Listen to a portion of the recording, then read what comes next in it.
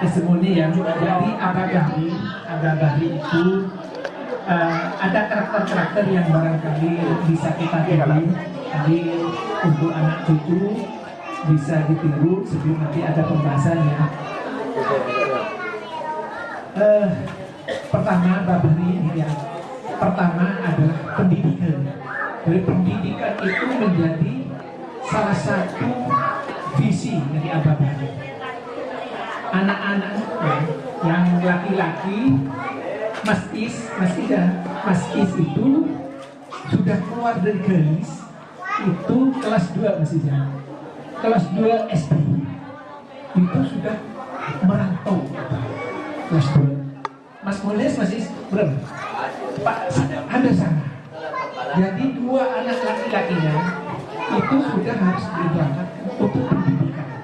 Saya ingat Faruk, luar biasa Faruk itu.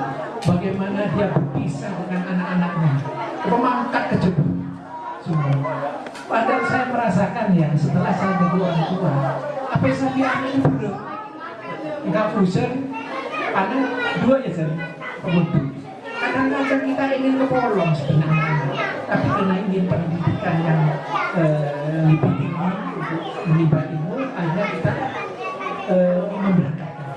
Mas Is, kalau segini mungkin Bruno, Bumai udah, Bumai umur berapa? Bruno, Buman, SMP, Bumai udah bulu lama. Terus Bumar di Bumar, Jombang, ya.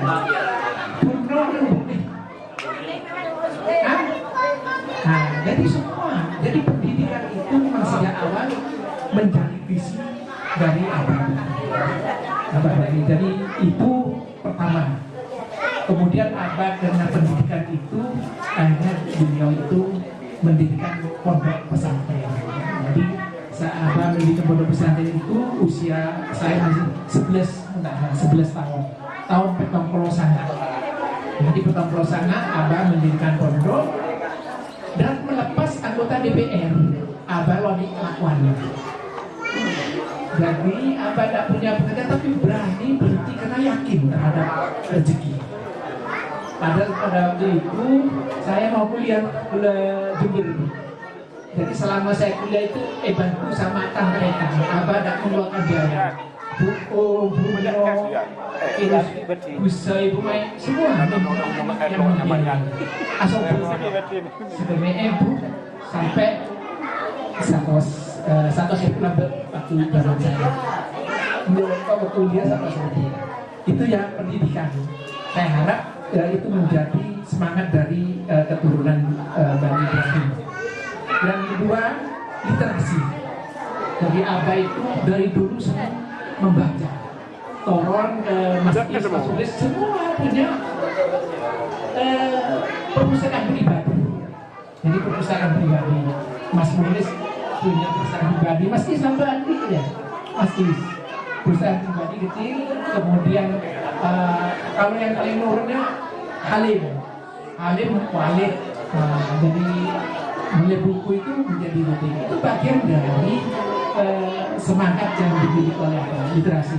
Pas seneng menulis jadi Abah waktu haji nang Gunung Jati kapal laut Gunung Jati, Abah itu menulis. Jadi selama perjalanan 2 hari sebetulnya ada Abah Mekah 4 bulan bolak-balik. Jadi Abah itu menulis buku.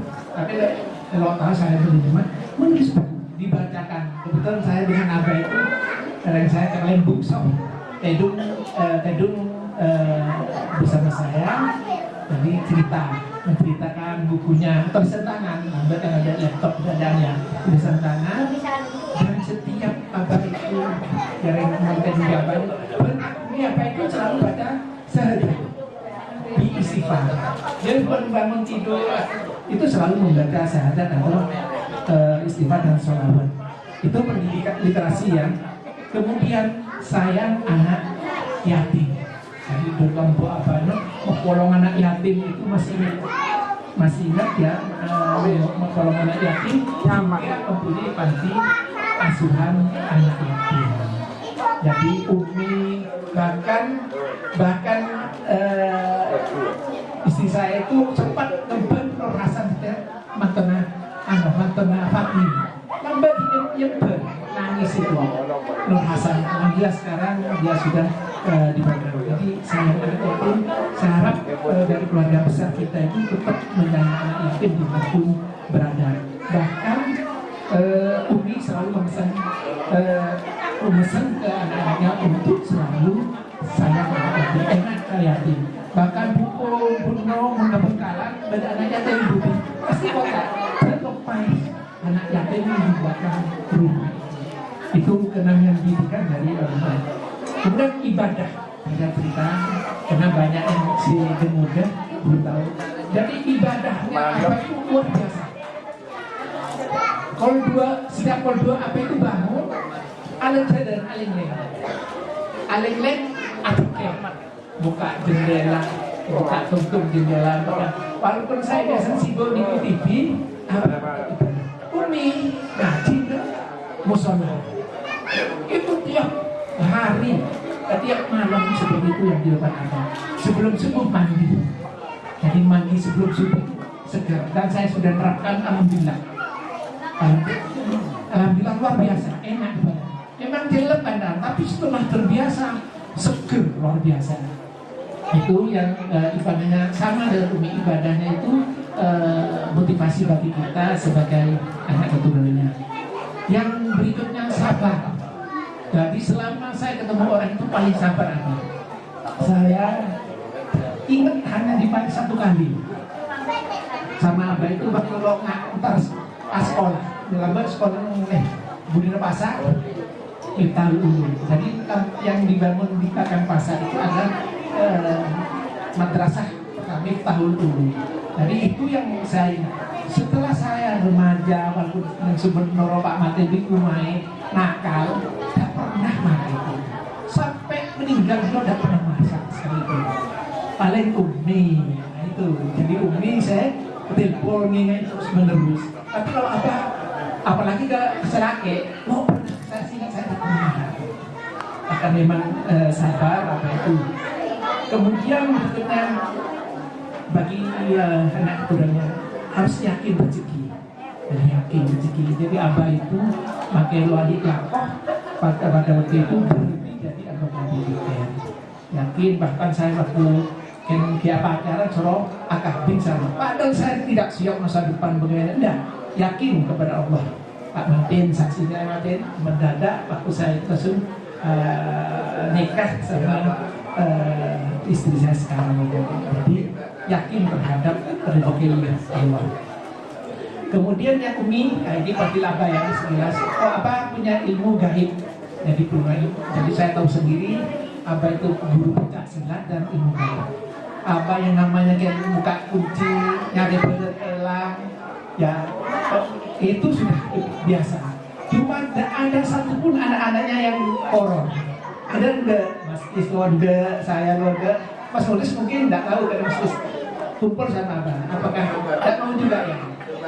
Jadi Abah itu bahkan sempat dulu, ya Abah tidak benar-benar dulu Habib kitab saya kan etak nambah Ebelki Alwi. Abah cerita sendiri. Jadi kitabnya, jadi apa memang tidak ada. Bahkan ya, mau disuruh nyari bener elang, saya sudah berapa kali emas dan segala macam. Abah itu hanya sebentar. Tapi biasanya Abah keberatan. Abah itu keberatan untuk menggunakan ilmunya. Keberatan menggunakan ilmunya. Bahkan Umi hikir, adi emoh, wah itu nak akhir. Seperti itu. Jadi tidak tahu pertimbangan Abah memilih hal itu hanya digunakan untuk saat-saat tertentu.